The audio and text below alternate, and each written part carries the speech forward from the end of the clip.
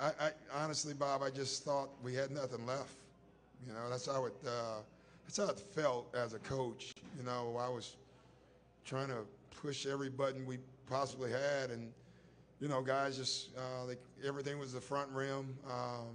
We start throwing the ball away. They start beating us off the dribble. Um, but overall, this is I don't know if I've ever had a group like this. Um,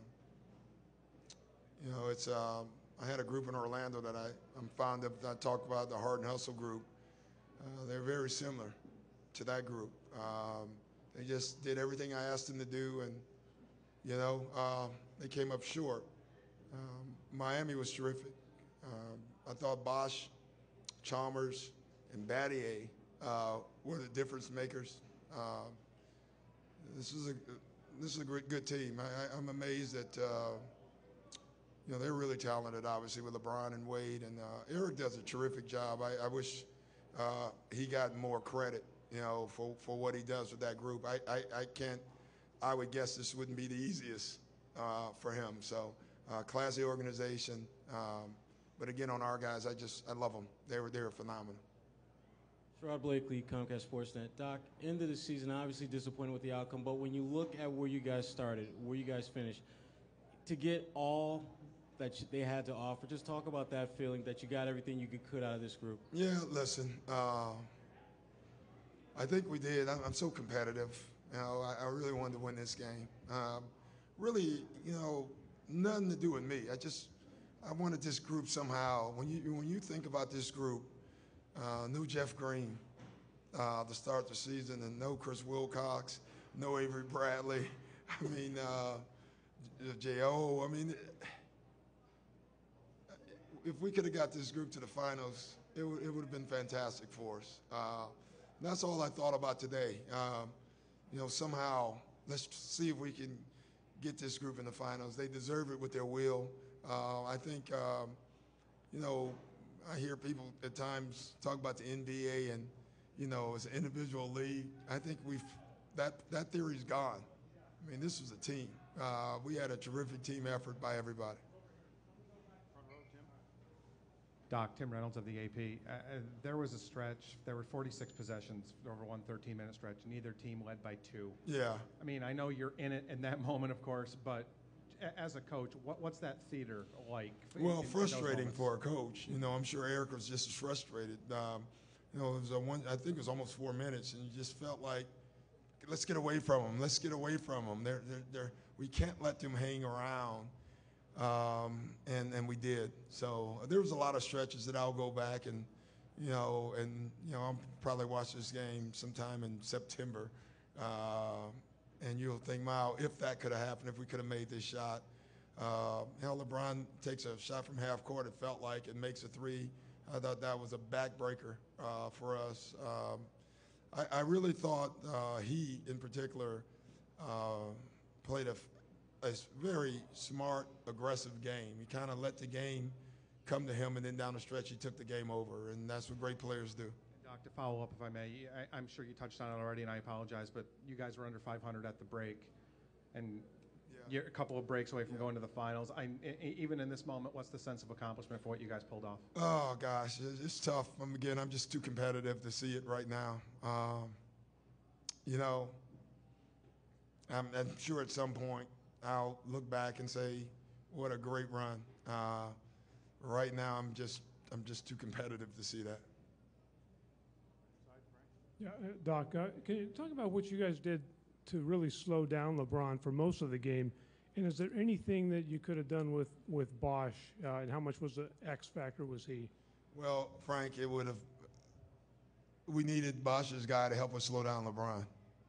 If you just want to simplify it. And Bosch made shots. A lot of them we were running out at him, and he just made shots. I think he made 2 threes, if I'm not mistaken. I don't know, maybe 1 or 2, but they were way back. Honestly, 3 threes. Listen, if that's what's going to beat you, if you had told me that before the game, and not taking anything from Bosch, he can shoot, but when their 5 is beating you with the 3-point shot late in the shot clock, and we got the ball out of LeBron's hands. Honestly, I think we take it. But that's where he was the X factor. He gave them exactly what they needed.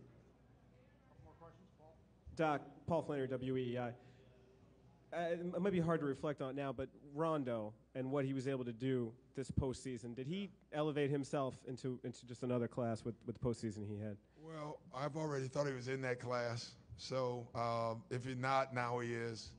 One of the things I told our guys, I don't ever look at individual stuff. I think you know me by now. And I told our guys that before the game.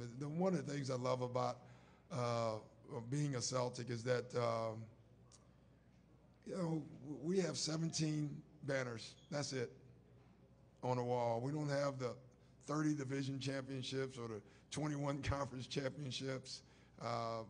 And we don't really celebrate the individual stuff. Everybody buys in the team around here. Rondo, Paul, Ray, Kevin, I think they sacrifice their individual games so much to try to help the team win. And so for me, that's where I'm the most proud of Rondo. I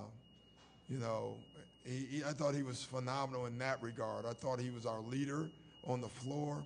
I thought he did so many things where he had to give of himself for the team, for the better of the team. He had to cut a lot without the ball. I mean, he just did so many things. And for a coach, I think that's where I'm the most proud of him.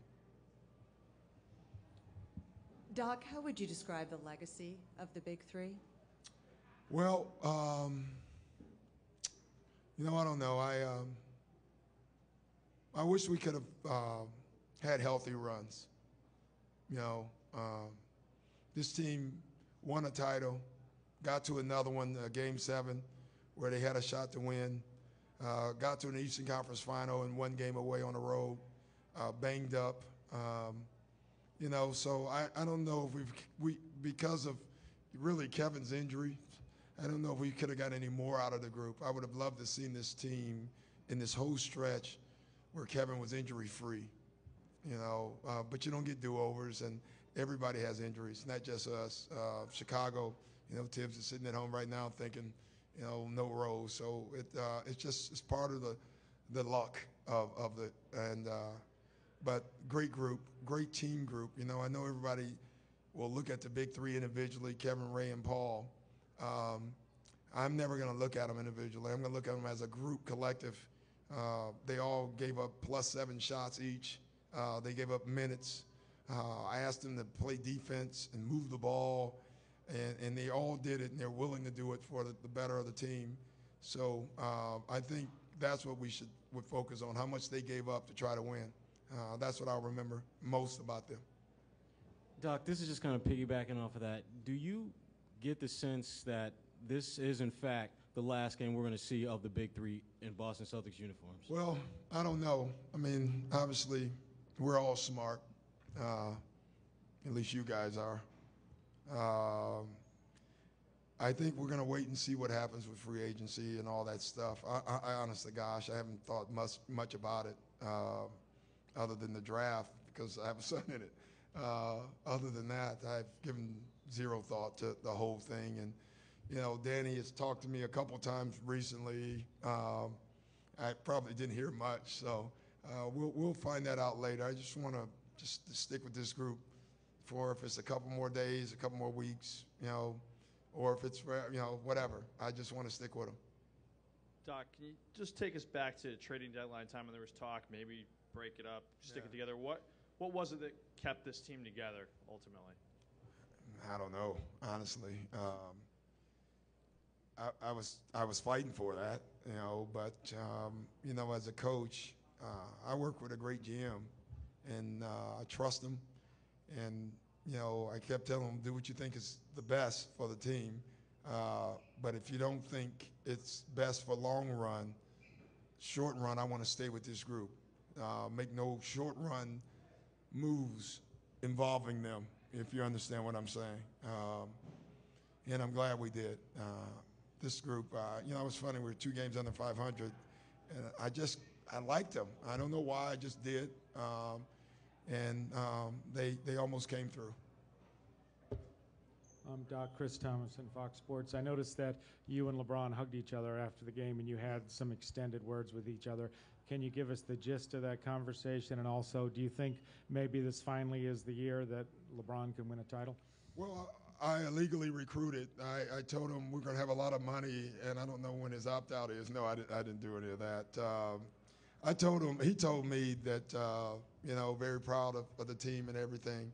And I basically told them to go do it, proud of him. I think, again, he gets too much heat, So I'm going to give it to this guy, all right? Like I said earlier, he was wonderful.